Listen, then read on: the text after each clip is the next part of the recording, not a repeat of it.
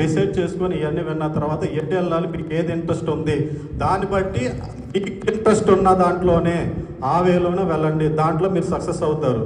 So నేనేంటంటే ఇప్పుడు legal profession తీసుకుంటే ఎలా ఉంటుంది, అందరికీ ముఖ్యంగా ఏంటంటే లాయర్ అని అంటారు.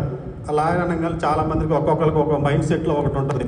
ఆ కోర్టులో ఆర్గ్యుమెంట్స్ చెప్తారు, కోర్టులో డ్రామాలు ఉంటాయి, కోర్టులో స్క్రిప్ట్లు చెప్తారు, జడ్జి గారికి ఏదో చెప్తారు, ఇలాంటివన్నీ ఉంటాయి. దాంతోపాటుగా అసలు లా అంటే ఏంటి, లాయర్ అంటే ఏంటి, ఫండమెంటల్ రైట్స్ ఈ వాళ్ళకున్న హక్కుల్ని అరించేటట్లుగా కొత్త కొత్త చట్టాలు చేస్తూ ఉంటారు.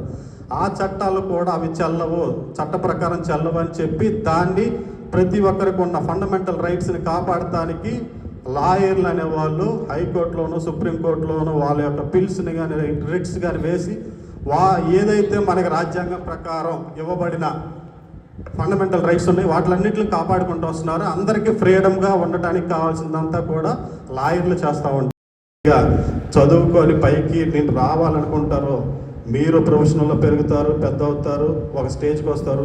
అదేవిధంగా మీ తల్లిదండ్రులకి, మీ గ్రామంలో ఉన్న మీ ప్రజలకి, మీ బంధువులకి, మీ జిల్లా వాసులకి అందరికీ మీ వల్ల ఒక మంచి పేరు వస్తుంది, వాళ్ళంతా ఒక గుర్తింపు వస్తుంది. ఇప్పుడు ఇంకోటి విషయం ఏంటంటే ఈ లా ప్రొఫెషన్ తీసుకుంటే ఏమేమి ఉన్నాయి ఆపర్చునిటీస్, ఇందుట్లో సివిల్ మ్యాటర్ చూసుకునే లాయర్ అవ్వచ్చు, క్రిమినల్ లాయర్ అవ్వచ్చు, సైబర్ ఎక్స్పర్ట్ అవ్వచ్చు, సైబర్ లాకి సంబంధించి ఎక్స్పర్ట్స్ అవ్వచ్చు, అట్లాగే ఎన్విరాన్మెంటల్ లా ఎక్స్పర్ట్ అవ్వచ్చు, అదేవిధంగా కార్పొరేట్ లా ఎక్స్పర్ట్ అవ్వచ్చు, జడ్జి అవ్వచ్చు, పబ్లిక్ ప్రాసిక్యూటర్ అవ్వచ్చు, లీగల్ అడ్వైజర్ అవ్వచ్చు. ఇలాగ దీంట్లో బ్యాంకింగ్ సెక్టార్లో కూడా లీగల్ అడ్వైజర్స్ అని ఉంటాయి. అలాగే గవర్నమెంట్ ఐఏఎస్ ఐపీఎస్లు అయినా కూడా లా చదివితే వాళ్ళకి గవర్నమెంట్లో ఏంటంటే లీగల్ అడ్వైజర్గా లా చేసిన వాళ్ళకి మొత్తం సబ్జెక్ట్ బాగా తెలుస్తుంది కాబట్టి వాళ్ళకు ఉండే విధి రెస్పెక్ట్ విధానం వేరే ఉంటుంది. వాళ్ళ లీగల్ అడ్వైజర్లుగా తీసుకుంటారు, గవర్నమెంట్కి అడ్వైజర్ కింద తీసుకుంటారు. సో లీగల్ నాలెడ్జ్ రావాలి, లీగల్ సబ్జెక్ట్ రావాలి. వీళ్ళు ఏ జిల్లాకి వెళ్ళాను నేను లాయర్ని అని చెప్తే నీకు ఇచ్చే గౌరవం ఉంటుంది, నీకు ఇచ్చే రెస్పెక్ట్ వేరు ఉంటుంది, నీకు అయ్యే పనులు కూడా అలాగే జరుగుతూ ఉంటాయి.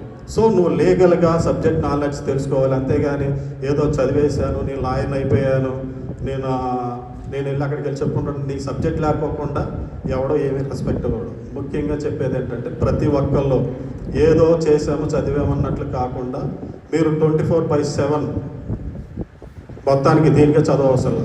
రోజుకి ఒక 2 hours 2 గంటలు రీడింగ్ హ్యాబిట్ అనేది అలవాటు చేసుకోండి. ఇప్పుడు అది అలవాటు చేసుకోండి. మీరు ప్రొఫెషన్లో ఫ్యూచర్లో పైకి ఎదగాలనుకుంటే ఇప్పటి నుంచి రోజుకి ఒక 2 గంటలు లేదా 1 hour చదవటం మీద ఇంట్రెస్ట్ పెట్టండి, చదవండి.